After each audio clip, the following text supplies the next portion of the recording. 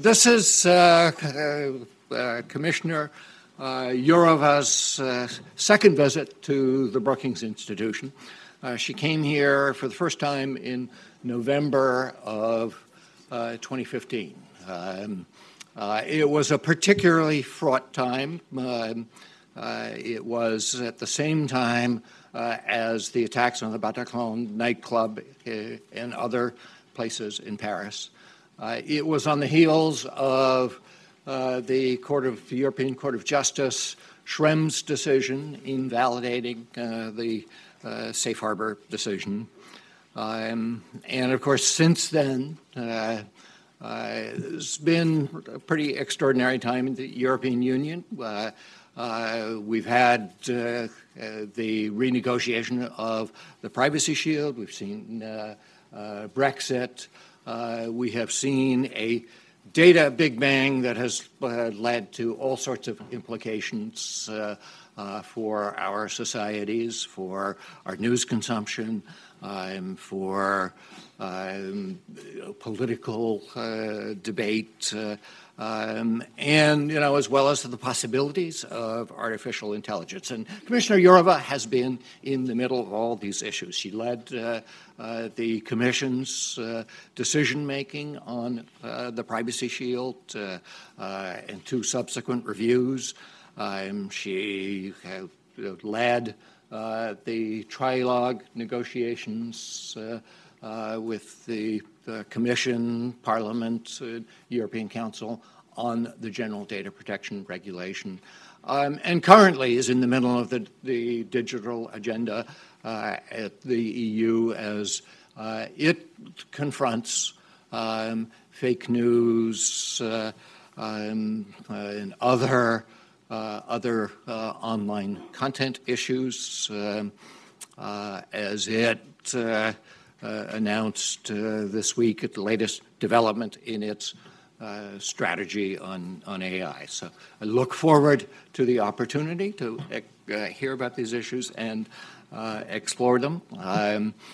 Before joining the Commission, Commissioner Jourová was a popular minister in the Czech government, a member of the European Parliament, and of a liberal party in the Czech Republic. So, Commissioner Jourová, dobré odpoledne, vítejte. Welcome and good afternoon. Welcome back to Brookings. Welcome back to Washington. Please welcome Commissioner Jourová to the stage.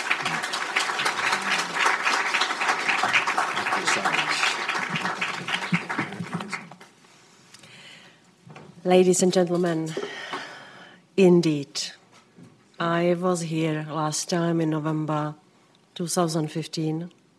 It was a dark moment, the day after the attack in Paris. And I must say that I could not concentrate too much last time on the matters of protection of privacy, in spite of the fact that they are existentially important. But I still remember very well the atmosphere here. And today I think the mood is much better. Thank you for having me here. Thank you for inviting me again at your great institute.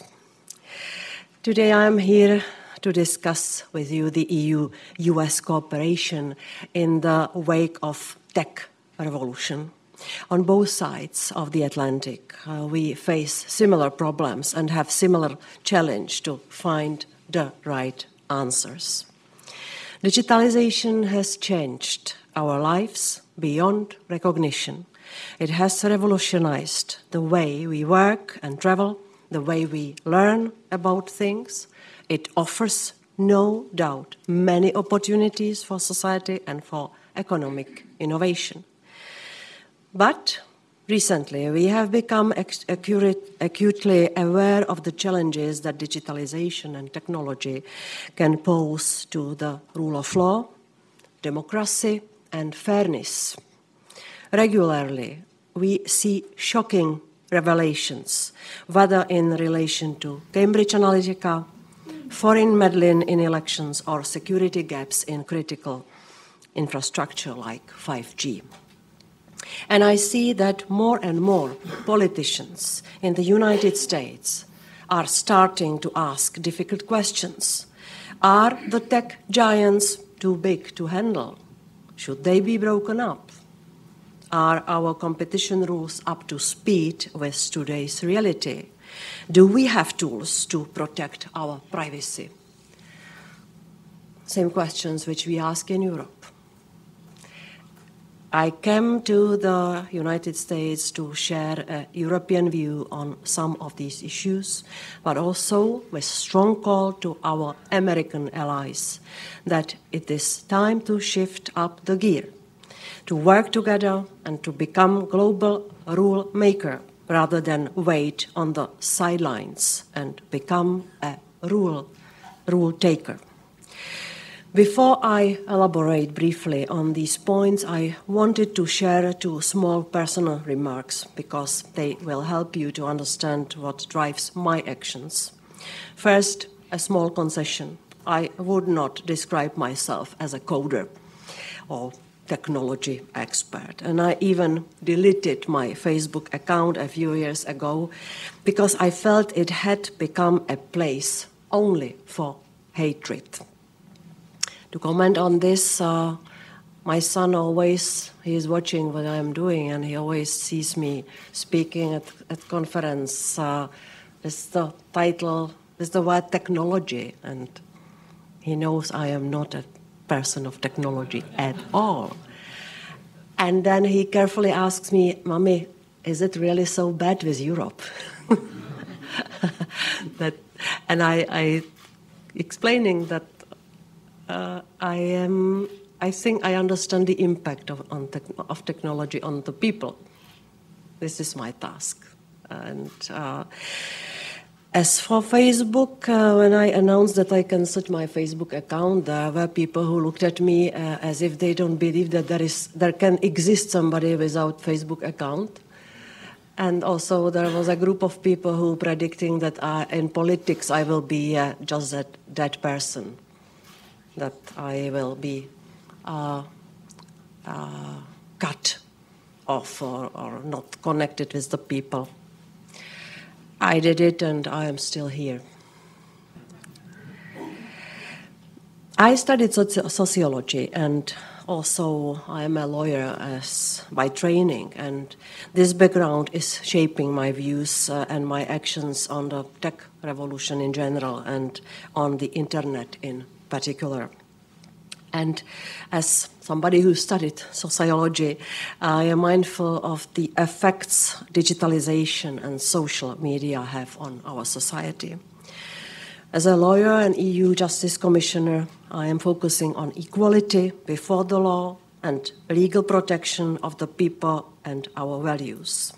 My mantra is, what is illegal offline must be illegal online. And the second thing I wanted to tell you is that I don't have a knee-jerk reaction that regulation is the best way to solve all the problems. I am a fan of a more light touch approach. To me, the main question is not to break up Facebook or not. The big question is how we can maintain our values and export them to the new digital age. Let's start with Europe's response on the issues which I have indicated. First, let me say a few words related to the values. Despite all the changes, I think we want to maintain who we are. Modern Europe, like the United States, has been built on a solid foundation of democracy, freedom, fairness, and the rule of law. Digital or not, for values, this should not matter. Technology is a means to an end, not an end itself. It must serve the people. Yet, many of the tech champions were labeled as the disruptors sometimes disregarding even those core values. The only long-term solution I see is for a democratic society to reassert control of this process and put people at the center of the technological revolution. In Europe, we want to create a regulatory floor to help people gain more control and to make more choices. And this leads me to GDPR, General Data Protection Regulation. Because this is the core legislation, we have to address the issue of, or the plan to give more control over the privacy and the data to the citizens, to the people living in Europe. Now GDPR is almost 1 year old, and the first conclusions are that it is working well. We are starting to see positive trends when it comes to innovation and data security, or when it comes to citizens making use of their new rights, for instance, data portability. This was not a foregone conclusion, as I still recall the first reactions, many of them also from the United States, that privacy is a European obsession, that in the age of social media, privacy is obsolete.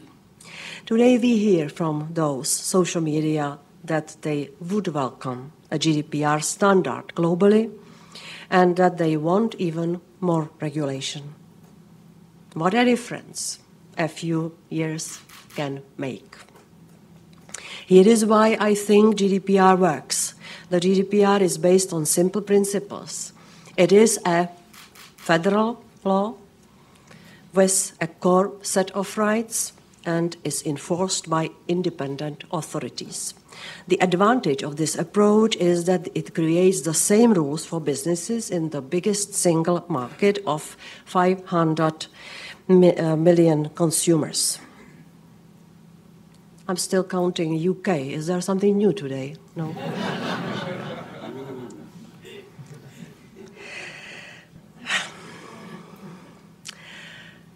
GDPR offers an easy way to move data between each other.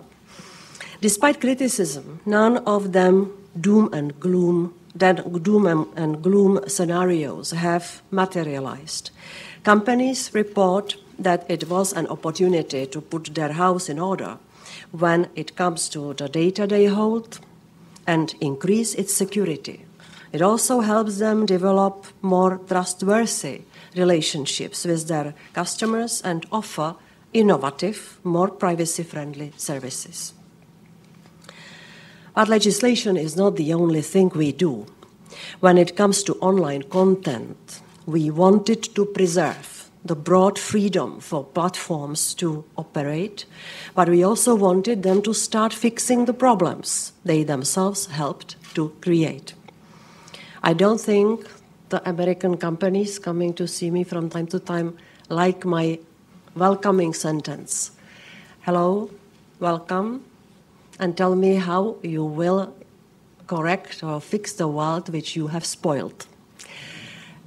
And they thought it was a typical bad Czech joke. You know, Czechs are quite famous for having cynical sense of humor. And I said, no, I mean it seriously, and you are creating problems, so you have to be part of the solutions. So we work with the tech giants to achieve this principle, which I said before, my mantra: what is illegal offline is also illegal online. I speak here about the illegal content. We had to react on the situation in Europe because the combination of the still present consequences of the economic crisis, this migration crisis and terrorism, created a very explosive atmosphere in the European Union, and it reflected in online world. and the virtual violence was that close from inciting violence in real life. That's why we had to act. And our solution came through the method of differentiating the level of threat which we saw in different kind of illegal content. The bigger the potential harm for the people, the faster and stronger the reaction should be. Terrorist content and child sexual abuse images are the biggest threats, according to our assessment. On terrorist content, we already proposed legislation. We have in the legislation the obligation that after notification by the law enforcement authority, the tech company has to remove the terrorist content in 1 hour. 1 hour, which is necessary. It's rather cruel. It's a very short deadline. But we have very good source of information in Europol, and they said ISIS was and is winning in online world. They opened the website, and in 2 hours' time, they have 100,000 followers. That's why we need to be quick here. Just look at the attack in New Zealand. Facebook needed, I think, 15 minutes to stop it because it was screening in real time. And then they need, I think, one week to find all the copies, which 1.5 million copies distributed in 15 minutes.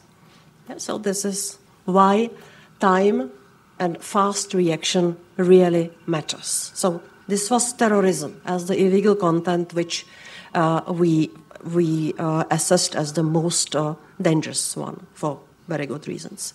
For illegal hate speech, that is banned in all member states by European and national laws. I worked with platforms on the voluntary code of conduct to ensure that the rules that apply offline are also respected online.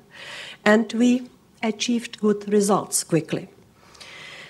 I had numerous debates with American colleagues, with NGOs, with Jeff Sessions about the freedom of expression, which is unlimited in America. And I said, well, in Europe, there are some limits. There is some hate speech, which is prohibited by the criminal law, because this is the kind of speech which must not hide behind the freedom of expression. This is not right. Nobody will call for killing. There must be also crime and punishment as a principle for online world when it comes to illegal content such as illegal hate speech. So this is terrorism, child pornography, and hate speech, which we call or consider to be illegal content. But there is some harmful content which is legal. It's disinformation. Lying is not illegal. That's why we have to take a different approach. When we speak about the laws which apply offline to apply online, we don't have any laws prohibiting lying. We have 5 member states which have in the criminal law the article that the panicking messages can be sanctioned by criminal law, but it's a very, very small number of states. So here you will agree with me on disinformation. We take a more nuanced approach. In self-regulation, we focus on transparency. In parallel, we create networks of fact-checkers and systems to be able to detect massive fake news campaign fast and to react also fast. And more long-term, we invest in media literacy, in education, and in support for independent quality journalism. When it comes to artificial intelligence, we want to support it. We must support it, but ensure that it benefits people and eliminate bias. That's why just earlier this week we have proposed an ethical, human-centered approach to AI. We have to find a way that AI as a technology will be a force of good rather than multiply bias. Let me say a few words about how we prepare for the elections in light of all those threats and negative features related to technologies. We took lessons from the US elections, but also from our own European cases. And we are now also working with platforms on a voluntary basis to inject more transparency to election campaigns online. They cannot be a black hole with no information on who stands behind an ad and who paid for it. Debate in a true democracy must be transparent. And this must include political advertising in social media. Otherwise, we become vulnerable for possible manipulation, including by foreign actors. I always say that the elections must be the competition of ideas and visions, not the competition who can better use dirty money to pay dirty campaign, such as through Cambridge Analytica method. So this is what I have in mind here. This is what we don't want to have in Europe anymore. So what are the next steps? Today the US and the EU are facing, as I said at the beginning, very similar challenges. It would make our response much stronger if we came up with similar solutions. To simplify, today I see two camps globally. A people-friendly camp that understands that we should have more control over our data, including in the online environment. A camp that shares the view that all players, including governments, have to respect limitations when it comes to the processing of personal data and be transparent. Europe is a proud member of this first camp, of this club, because it is based on our values, on who we are. And there is the other camp that has a lax approach to privacy, prioritizes uninhibited and uncontrolled access to data in the name of business or government interests. I would want the United States to join us in the first camp and to build on our successful privacy work, for instance, in the Privacy Shield. It's time to work together also with Japan and other like-minded allies on setting the global standard and leading the way. I believe this is the right moment to build a global coalition and promote secure flow of data and people-friendly tech based on trust and respect of strong privacy rules. This could create a strong transatlantic regulatory floor that could become a part of the answers to burning questions about 5G infrastructure, China, or the power of data-hungry tech giants. Europe will be going through a political transition this year, starting with the European Parliament elections and then towards the end of this year with a new European Commission with, I guess, new ideas, fresh ideas of the new commissioners. The old ones are already quite tired.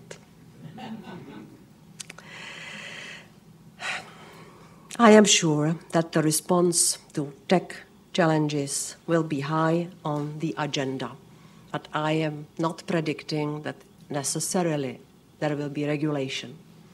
Maybe the new Commission will continue our soft touch approach and cooperation with the tech industry on a voluntary basis, but who knows? I have some ideas how Europe should focus on these challenges. First of all, we should continue to follow the people-first approach. Second, we should follow on independent ethical evaluation on the impact of impact of the tech innovation on the people and our lives. We should not aspire to become the next episode of the Black Mirror TV show. Third, we should think how to implement the values by design approach by companies. This would mean, for example, ensuring that programmers think from the start of building algorithms about how this could affect our fundamental rights. Fourth, we should not be afraid to have a serious discussion about accountability in the online environment. Fifth, resist temptation of over-regulation. Rather, we should look into adopting the existing rules on, for example, product safety, data discrimination, or cars to take into account new developments, for instance, in artificial intelligence world. And the sixth principle, we have to find a way to allow startups to innovate and to grow, help them to find the smart money. We could think of lessons we learn from the fintech industry and think of regulatory sandbox for startups. The way we shape our societal and political response to tech revolution will influence the next generations. I want to see Europe and America working together because we are democratic societies built on similar values and we are exposed to similar problems. And if we manage to arrive to convergent solutions, our voice would be heard around the world and we would be in the lead of shaping global solutions.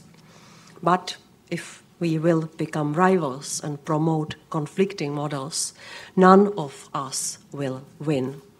We will both lose out to others. So it's decision time, and I trust that Europe will be a good partner and also serve as an inspiration for the current US debate. Thank you very much.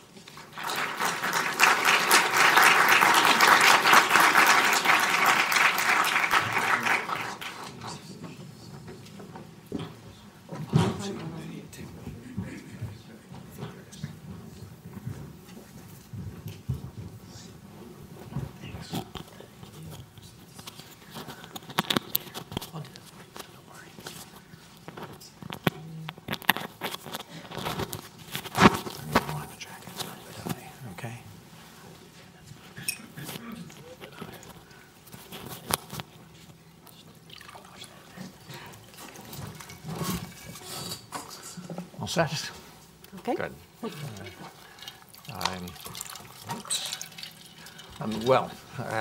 Thank you very much. As an avowed transatlanticist, I certainly appreciate your appeal for cooperation between the U.S. And the EU.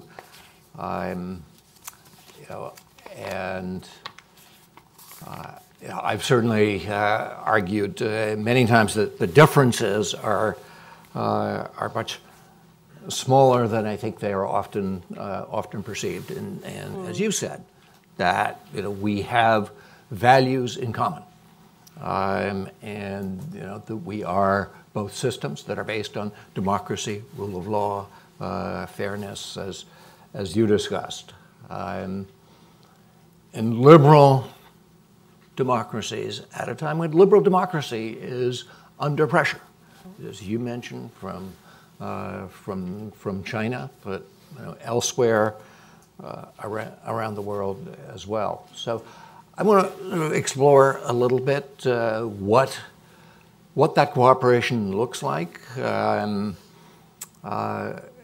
Is there cooperation with the United States on hate speech and terrorist content, on AI, other, some of the other expressions of digitization that you discussed, and what does that cooperation look like today? Thank you very much. The cooperation works well. You know that you mentioned it last time when I was here. It was after the Court of Justice suspended Safe Harbor. It was still under Barack Obama's times, and we started to work on the system which was later called Privacy Shield. And then with the change in the administration after the elections, when Mr. Trump became the president, we had different concerns and expectations that it might be, at least over some period of time, more difficult. But I must say, if I can be concrete, because Privacy Shield is a testing case, I must say that I have very good cooperation with Wilbur Ross, who understands the importance of Privacy Shield for business, and it's his job to do everything good for business. I have rather good cooperation with the Federal Trade Commission. I am monitoring what the other authorities here are doing to keep the Privacy Shield up and running. We had some hiccup related to ombudsperson. We were waiting too long. And you know, the ombudsperson was an offer from the American side.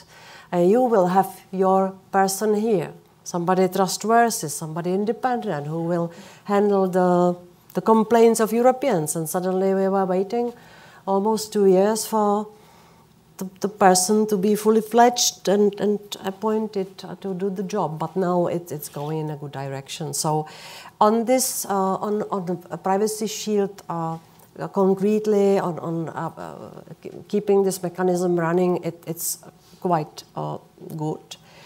What we would like to see in the United States, and I will not surprise you, to see the federal law which would be comparable with GDPR, and I don't want to. I came here also for this visit to lobby for this, and the lobbying should not be counterproductive. You will agree with me. So, of course, I am not saying there should be copy-paste version of GDPR. Of course, I count with this. If it happens, and if the U.S. will have the federal law, it will be American-specific way of solving the issues, but I offered inspiration in GDPR. And one of the good things on GDPR is that it's general, it's not driven into some casuistic kind of prescribing how to solve this or that problem, because that's the legislation which has to be future-proof also. You cannot predict all the changes in the technology, so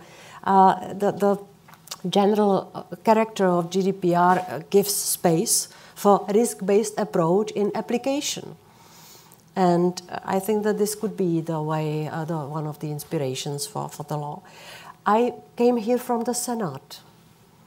I have a very good feeling after the talks with several senators, who all of them told me, yes, we are working on the law and we know we need to do something. And it must be horizontal. We have to quit the only sectoral approach, and it has to be federal. So I am optimistic today. On hate speech, terrorist content, AI, we cooperate with American businesses, as I said, and not so much with the legislators.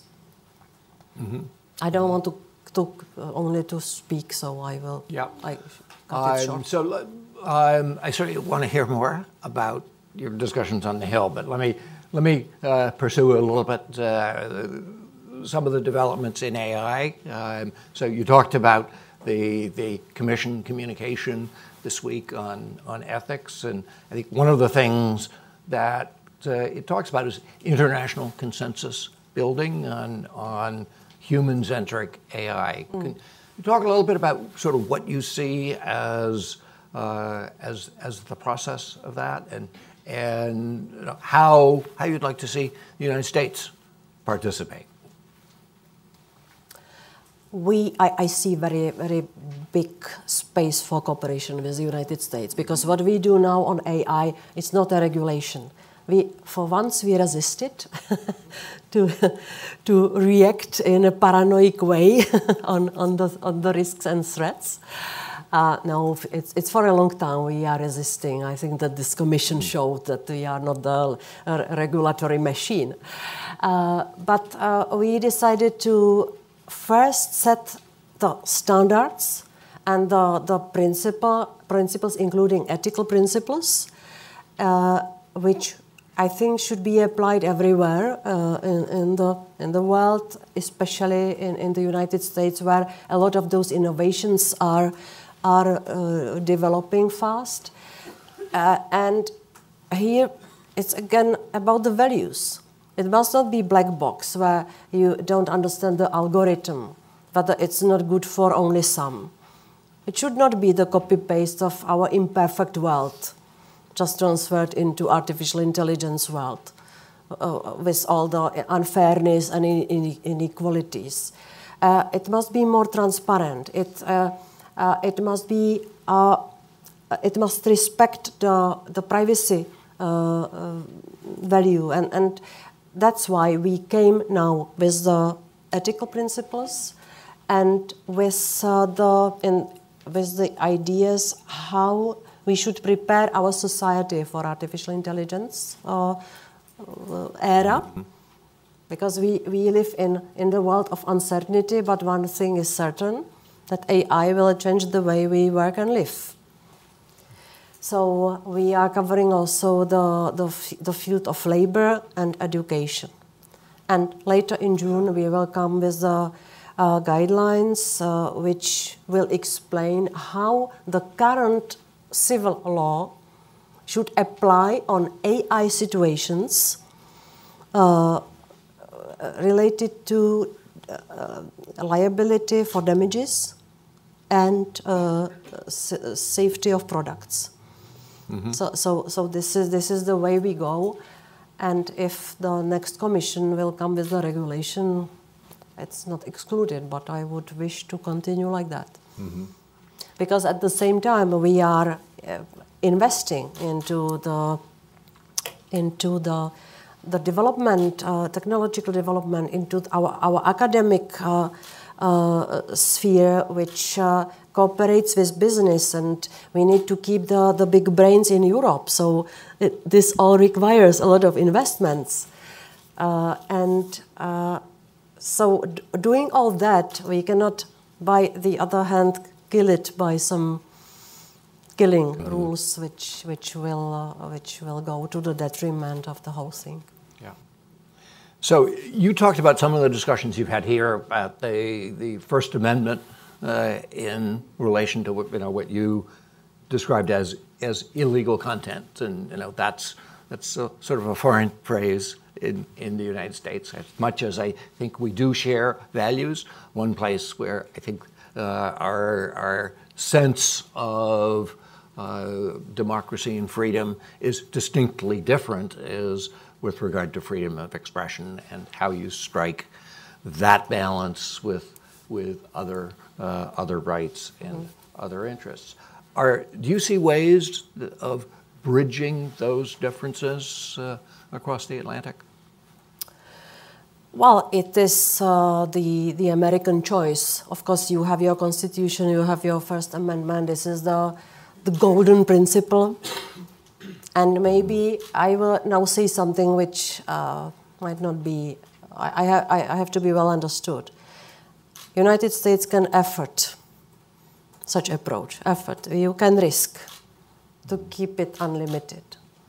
The EU, with the history, with the horrible scars which we still have in our societies, with all the demons which we now see again, I could tell you horrible statistics related to anti-Semitism, which is visible in online world very well. You can touch it.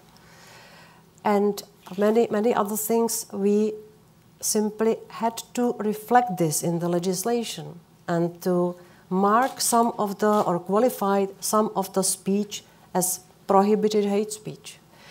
And when I was in Silicon Valley last year, I spoke to the big people from big tech. And there is a shift. They at the beginning of our talks, I still heard the opinion, we have nothing to do with the content. We are only the technological pipes. And we have nothing to do with the dirt which flows through the pipes. It's very rare now. What I hear from the industry is, no, we feel co-responsible for the content. We don't like it.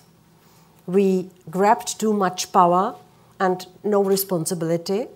We see that the world is getting into some very dangerous disbalance. And if you can do this in a smart way, take some of the power back. This is what I hear from tech sector. And the people are telling me this with hope that we will do it in a smart way. So that's the response we came with against hate speech. We have this voluntary action. Yeah. We have now, I think, 7 biggest companies under this scheme, covering around 95% of the European space. They committed themselves to remove within 24 hours the illegal content, the hate speech, which is clear-cut case. Yeah, so in case of doubt, they should not touch it. If they are not certain that this is the hate speech which is prohibited by the law. Of course, you can say, how can the tech company decide what's illegal? You will be right.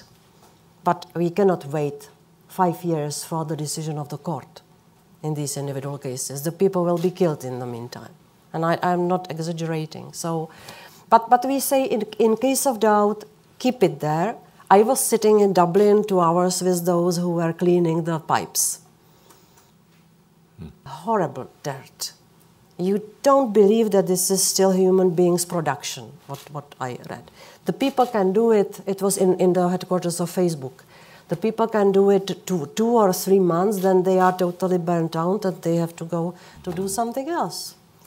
So this is the European way. In Germany, they already adopted the law where the companies have to remove the illegal the hate speech. They, in case of doubt, they remove it because they are under sanction. And so there are pressures on us from some different sides to legislate for the rest of Europe in a similar way as Germany does it. But I don't think that it's necessary up to now. Mm-hmm. So I do, before we go to the audience, want to follow up on your meetings on the Hill. And I'm encouraged by your optimism. Lots of us, I think, are waiting to see white smoke come out of the Senate Commerce Committee. So did they tell you anything about... They seem to be all non-smokers. Did they tell you anything about what they're going to do? I spoke to 4 senators from both parties, mm-hmm. And the main message was, we need to do something. Well, that's a start. Good start. We're making progress. Then I heard different views on how tough the legislation should be, what should be the priorities, the people, the business. You know, there are a lot of different variations possible, but a good start. So do you see a chance if we pass a bill that the United States can get adequacy? What do you have is that adequacy? We want to cooperate. No, I mean, Privacy Shield is a kind of adequacy decision. Mm-hmm. We recognized the protection here. But there is something stronger behind that. We have a chance now to connect with Japan and with some other key players in the world Europe, United States, in agreeing the high standards for the protection of privacy, and to do this for the sake of the protection of people, but also for enabling the trade contacts and the free flow of data. This is the convergence which will be beneficial for all. So I think there is also a very strong business case for the senators or the legislators who want to see this also reflected in economy. Great. Well, let's go to the audience for questions. So ma'am, in the second row here, please wait for the microphone, and just if you could just stand up and identify yourself. Thank you. My name is Jeannie Nguyen with Voice of Vietnamese Americans. As Americans, I strongly applaud and support GDPR. Thank and you. As Americans, we'll support our senators to pass the law, whatever you think it should work. I have a question regarding the EU role in lobbying for your ideal on GDPR with China, the Indo-Pacific, and especially Vietnam. Vietnam recently followed the model of China to pass the new cybersecurity law that strictly violate, it was created by China model to violate the privacy of their citizens, to score their citizens. And we're very upset and worried about that. We also wanted to know, recently President Xi came to the EU and visited with our 3 leaders of the EU, France and Germany, and I think Britain too, somebody else. And I want to know if you had the chance to talk to them regarding that, and what is your future plan is to make sure that the Americans and the EU work will not being undermined by China's new technology innovation, especially with the 5G. Thank you. Thank you very much. I will be brief because there are so many questions.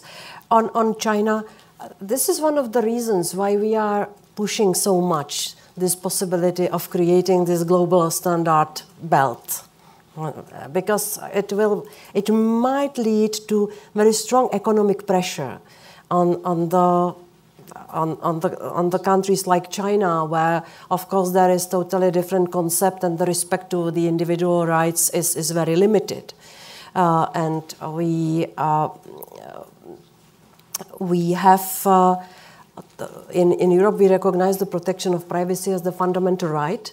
When I spoke to my Chinese partners 2 years ago, we spoke about 2 different things. I spoke about the protection of individual rights, and I heard from Chinese side that the Chinese people are happy to have the economic and social rights. And fundamental rights is a useless kind of ballast, something unimportant. So I think that we should impose the pressure on such countries, also by now advancing the talks with India, which will be a very, very important player. They have the new law on privacy, which is in some aspect similar to GDPR, and we will discuss further the possibility of some future adequacy. We are not there yet. We are very advanced with South Korea, where we have analyzed and compared the legislative framework, and it is realistic vision that we will have the adequacy with South Korea as well. On cybersecurity, so back to China, we in all our talks related to business cooperation, we always emphasize the factor of fundamental rights. This is in all our declarations, in all our contacts, but this is the strongest push we can impose. What we can do more is to be more resilient against the threats through the new technologies which should endanger our security. And this is what Europe is planning. This is what we recommended to the member states. This is, I think, in line with what the United States is doing. I think that it is quite clear that the technologies which might have the potential to be used for some kind of spying or reporting to the regimes like the Chinese regime. It is the clear and very dangerous security threat, and both United States and Europe recognize this now officially, and we will, at least on European side, we will take measures. Let's go to this side of the room. In the back on the left. Hold on for the microphone, please. All right. I heard that he's a student. Congratulations. Yeah. Maiden McIntosh. So I was asking, so you hear a lot of candidates talking about wanting to break up the tech giants. What would you think is the biggest trouble, the biggest effect if they were to actually do that? What would be the biggest harm if a candidate like Elizabeth Warren, assuming she actually makes it through the nomination, would be able to regulate the tech giants and break them up? I will tell you my personal view. I think that we should be able to differentiate what's happening to consumers and what's happening to citizens. We see that these big tech, their marketing is based on the algorithms, on the bubbles, which work well for selling the products to consumers. But once they are used to sell some politicians to citizens, this is dangerous, as well as is dangerous when the citizens are dealt with like a crowd. That's why we wanted through GDPR to guarantee the respect to individual person. I see the risk when these companies would start to invade into the political debate. Now, before the elections, we have tough talks with Facebook and other companies. We want them to do something actively against disinformation. Not delete it, but to leave it there, to label it, and so on. And we want them to work against the artificial intelligence production of disinformation. But we always say, do not touch the political debate. You must not moderate the debate. You must not use your enormous power for deleting some opinions or shrinking the space for some political doctrines. This is not your business. We don't want you to moderate our political debate in the EU. And we don't want you to actively influence what the people should think and who they are going to vote. And I had the instinct when I came into this portfolio, I had an instinct of somebody who lived half of the life in totalitarian regime. And when I started to realize and understand how it works, how the crowd is handled, how the people are influenced, I realized, my God, this is something I remember. This was exactly the same thing. The easy to manipulate crowd. The people who want to eat, the people who want to have cars, this is enough for you. You are consumers. You should shut up as citizens. There are some commonalities which really made me very nervous and which I think that we have to actively work against it. GDPR is only part of the solution. At the same time, I don't belong to the politicians who will make them guilty for everything wrong which we have in our society. So let's not overdo this. There is a lot of hypocrisy. If the children are committing suicide after what they read online, the family should think about what care they gave to the children, what attention was in the family. But it's not wrong that the mother is Facebook and the father is Google. Or who else? Instagram or who? I am not in it, so... I have very interesting I have my splendid isolation. So the threat to democracy and individual autonomy of people, this is what I personally see as the biggest threat. Okay. We are running out of time, and I know I need to keep you on schedule. So let's take a question here and a question right here on the aisle.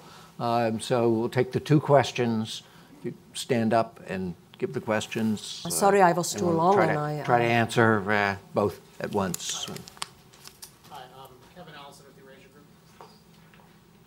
The EU ethics guidelines... The Chinese is preventing you from speaking. You had mentioned the EU ethics guidelines that were published this week, and I was curious to get your view on how you think the debate over whether AI will require something beyond just ethical guidelines, perhaps some form of new law. How will you think about that problem? What would be the things that you would be looking for as those ethical guidelines are implemented and experimented with to decide whether just ethical guidelines is enough, or whether you would need a GDPR style or other kind of legal regime for AI in Europe? And across the aisle. The gentleman leaning over. Oh, sorry, I didn't see your hand up earlier. Oh, hi, Cam.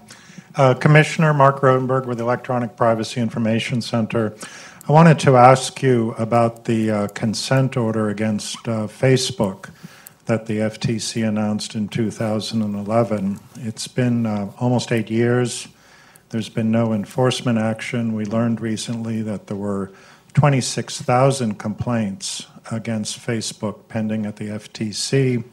I know you expressed some concern to Chairman Joe Simons earlier this year. Have you had an opportunity this week to speak with him? Is there any news about possible action by the FTC against Facebook?